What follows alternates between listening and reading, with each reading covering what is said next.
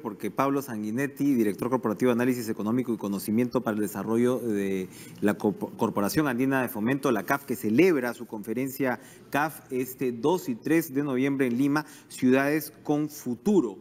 Es el título de la conferencia, que es el evento principal pues, de la corporación anual, y el transporte va a tener una importante incidencia.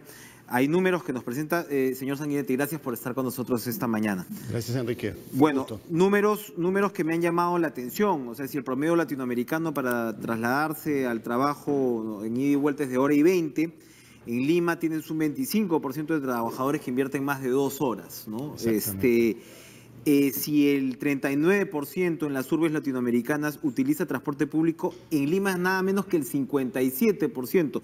Y yo me atrevería a decir que probablemente tenemos uno de los transportes públicos más desorganizados, sobre todo para una ciudad con casi 10 millones de habitantes. Y un último dato: 100 asientos de transporte de transporte colectivo por cada 1000 personas aproximadamente, ¿no? Promedio en América Latina, y en Lima tenemos 200.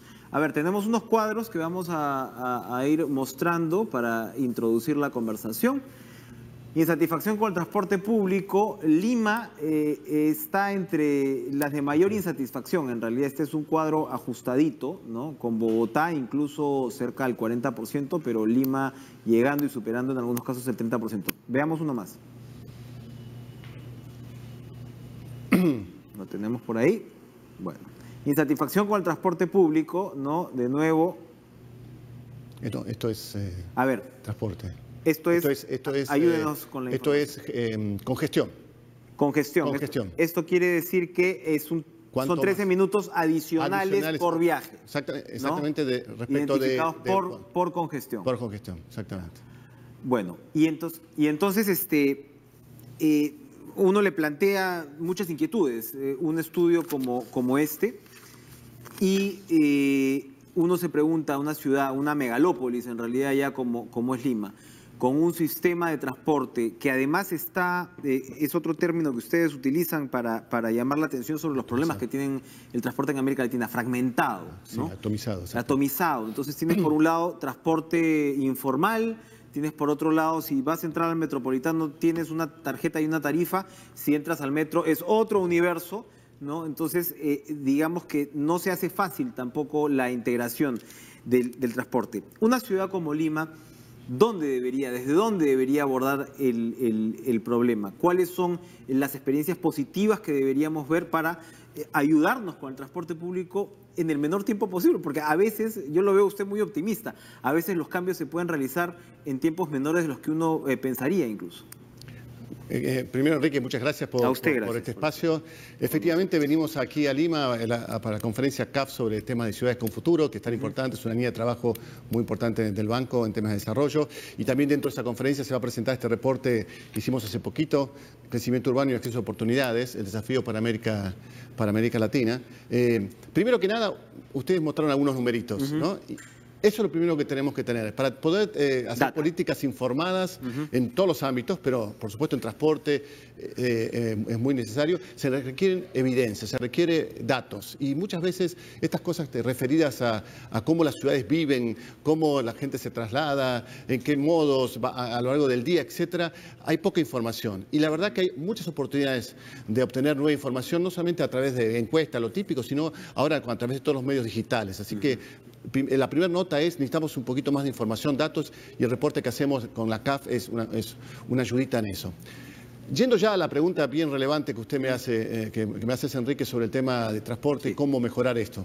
Primero, ¿por qué la movilidad en general es tan importante para una ciudad? Decimos que las ciudades son un signo del desarrollo porque las ciudades generan oportunidades de acceder a muchas cosas en un ambiente geográfico relativamente pequeño, digamos, concentrado, a empleos, a servicios, a ideas, etcétera, ¿no? Tanto para individuos como para firmas.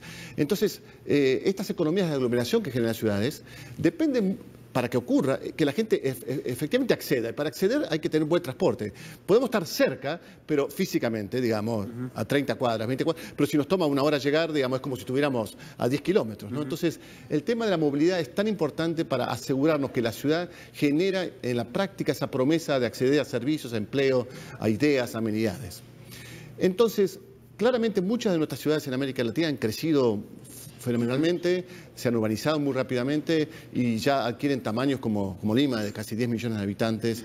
Pero bueno, hay otras también. Buenos Aires 14, San Pablo casi 20, México 18. Entonces, ¿cómo mejoramos la política de transporte de forma tal de que estas promesas de la ciudad sean efectivamente en la práctica, digamos, cumplidas por los ciudadanos, ¿no? Yo digo que hay tres políticas que se requieren. Por un lado, el tema de la regulación del automóvil privado, el transporte privado. El transporte privado, que por supuesto el automóvil ha crecido mucho en los últimos años porque las economías han crecido mucho y sabemos que con el ingreso la gente demanda más autos. El parque automotor en promedio en América Latina ha crecido 40% entre 2007 y 2014, mientras que la población de la ciudad es 10%. Entonces, tenemos muchos más autos. Entonces, la pregunta es cómo, en parte hay que regular eso porque el automóvil privado genera bastantes externalidades.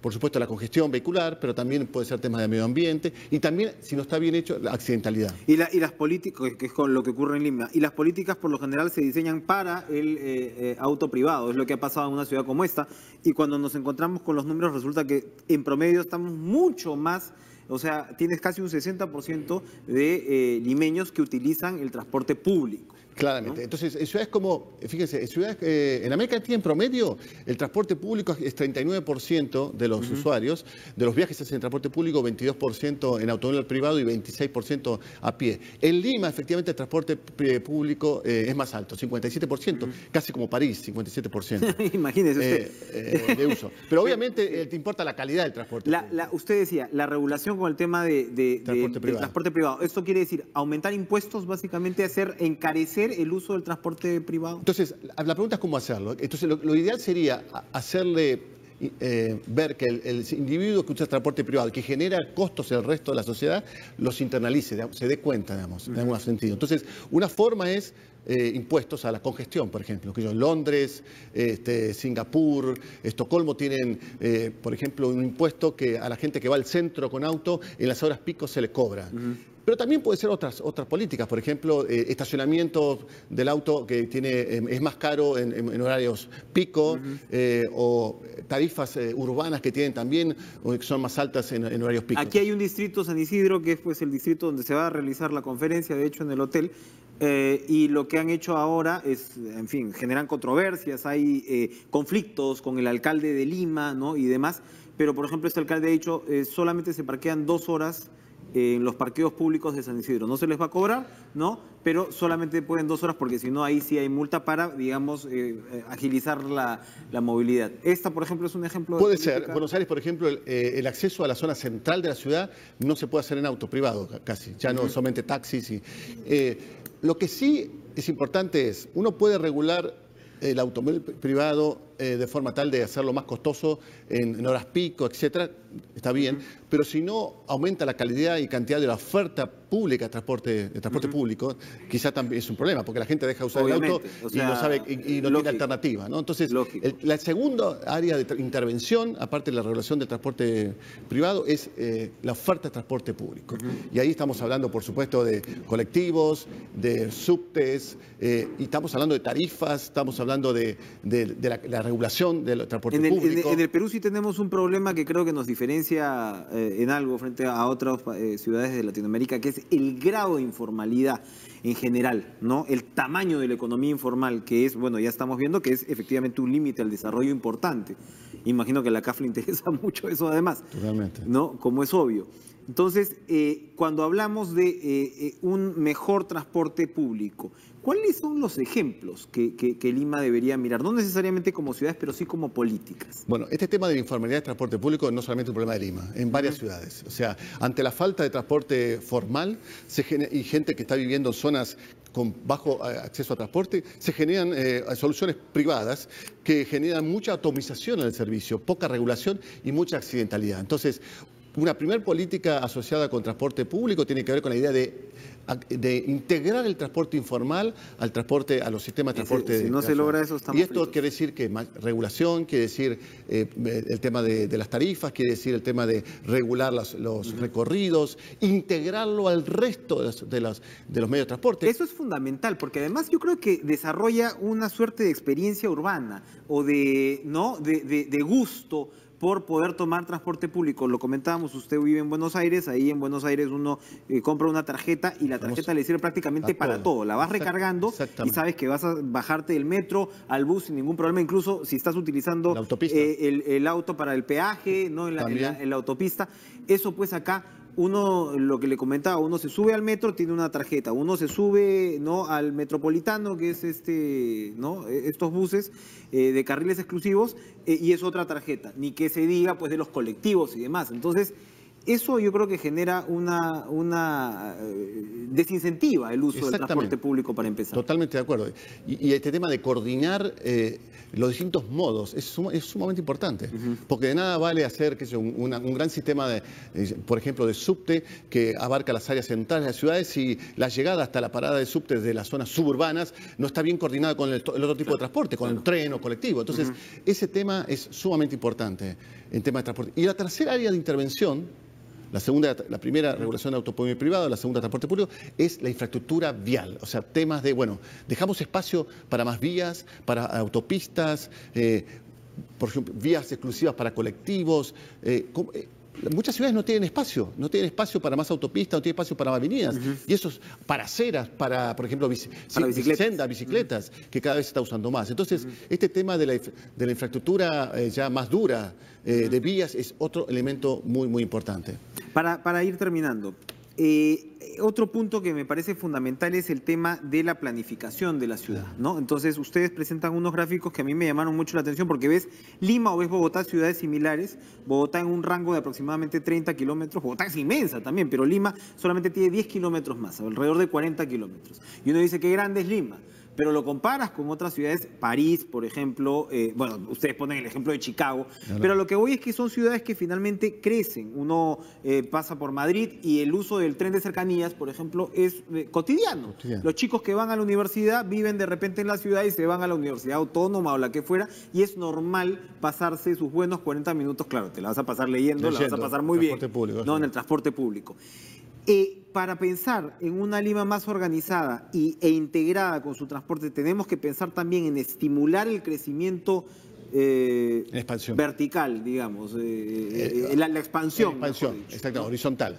Es claramente, definitivamente, cuando uno ve el tamaño de las ciudades asociado con el desarrollo, uno ve que las ciudades de América Latina tienen de vuelta poblaciones entre 10 y 18 millones de habitantes, como algunas ciudades europeas o de Estados Unidos, y el tamaño de nuestras ciudades físico es un tercio o aún menos que las ciudades desarrolladas. Por eso, obviamente, las densidades son más altas. Uno ve que con el desarrollo hay tendencias al crecimiento en extensión de las ciudades, por varias razones. Por un tema, primero, de que con el ingreso la gente quiere consumir más habitación, casas más grandes. Y por supuesto eso se puede hacer donde el valor del suelo es más barato, que es en las zonas más suburbanas. Pero también el tema de la tecnología, el uso del automóvil, que se abarata, y entonces la gente usa más automóvil, con eso se puede trasladar de la tecnología, que quizás también hace que la gente puede trabajar desde la casa. O sea, hay unas tendencias, varias tendencias que hacen que las ciudades crezcan con el desarrollo, crezcan en expansión. Ahora, eso implica un desafío para la planificación urbana, porque muchas de nuestras ciudades o nuestros planificadores y alcaldes muchas veces están en contra del crecimiento en extensión con razones valederas porque no quieren que la ciudad crezca sin infraestructura, etcétera.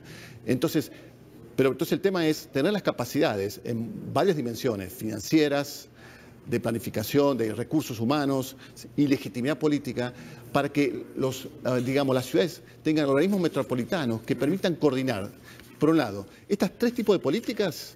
Las políticas, de transporte y también de vivienda, por ejemplo, y de uso del suelo a lo largo de muchos municipios, porque como Lima, ¿no? Lima tiene 43 municipios, está Callao, entonces esto requiere coordinarlo a nivel metropolitano para que las ciudades puedan crecer en extensión en forma ordenada. Sí, tenemos pues nada menos que conflictos limítrofes entre los distritos que podemos esperar. Bueno, usted mañana va a estar con el alcalde de Lima, Luis Castañeda, que va a estar también en el evento, lo va a inaugurar Mercedes Arauz. El presidente ejecutivo de la CAF es peruano, Luis Carranza, sí, por supuesto, un exministro de Economía, claro que sí. Así que seguramente le podrá transmitir al alcalde de Lima toda esta información tan interesante realmente. Mañana comienza esta conferencia de ciudades con futuro. Esto es en el Hotel Westin, me parece. No, es el Hotel Suizo. En el Swiss Hotel en San Isidro, 2 y y 3 de noviembre vamos a estar de todas maneras allá. Gracias, Pablo Sanguinetti, director corporativo, análisis económico, conocimiento para el desarrollo de la CAF, por acompañarnos. Muchas gracias, Enrique. Un placer. Vamos a ir nosotros a una pausa.